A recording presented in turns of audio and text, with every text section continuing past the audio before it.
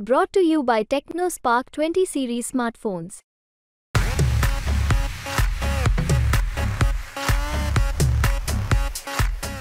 भाजपा नेत्या पंकजा मुंडे यांना बीड लोकसभेसाठी उमेदवारी मिळालेली आहे। कालपासून पंकजा मुंडे जे आहेत ते बीड जिल्हा दौऱ्यावर आहेत, त्यांचं जंगी स्वागत केलं जात आहे। आज पंकजा मुंडे यांनी नारायणगडावर दर्शन घेतलेलं आहे, तर काय सांगाल? एक नाथ म्हणून तुम्ही दर्शन घेतलेलं आहे, कशी भावना आहे, काय सांगाल?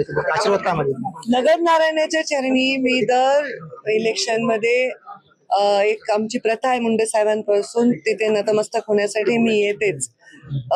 आणि मी नुसती निवडणुकीत येत नाही, मी आधीमध्ये येते। त्यामुळे माझं या गडाच्या बाबांचं आमच्यावर खूप प्रेम आहे, आमचंही त्यांच्यावर आहे आणि खूप आशीर्वाद गडाचा आहे, त्या मी घेण्यासाठी आलेली आहे। तुम्ही भाषण करताना भावनिक झालात त्यांच्या उमेदवारीबद्दल, या संदर्भात काय सांगाल?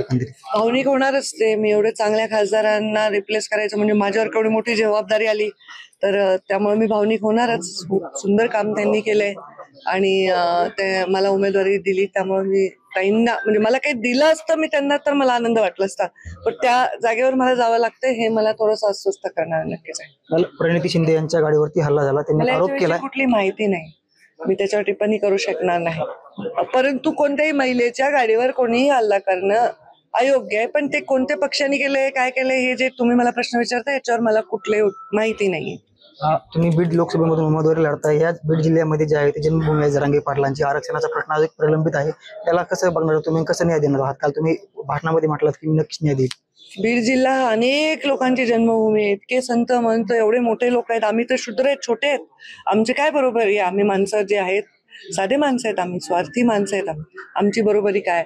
हा बीड जिल्हा फार पुण्यवान लोकांची जन्मभूमी असलेला बीड जिल्हा आहे, पण त्यांच्या संघर्षाला सकारात्मक दिशा मिळो आणि त्यांची मागणी कायद्याने योग्य पद्धतीने पूर्णत्वास जावो, आणि एवढीच मी प्रार्थना करते। आणि हे करत असताना कोणी दुखावलं जाऊ नये, हे नक्कीच व्हावं असंही मला वाटतं। काल भाषणामध्ये तुम्ही म्हटलं की माझं तिकीट राज्याने दिलं नसून केंद्राने दिलं आहे, मोदी साहेबांना दिलेलं आहे, असे तुम्ही वक्तव्य केलेले काल। अगदी बरोबर आहे, हे याच्यासाठी मी म्हटले कारण आमच्या पक्षाची ती पद्धत आहे।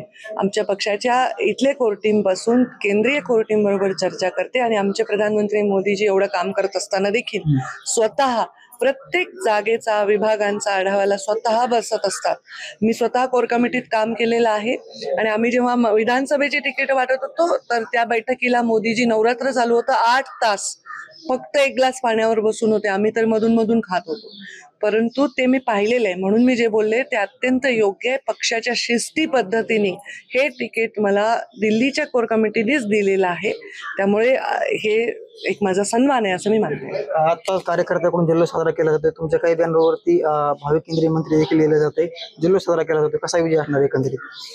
विजय चांगला असावा, सन्मानजनक असावा हीच प्रार्थना करते। कसा असेल तर हळूहळू कळेल।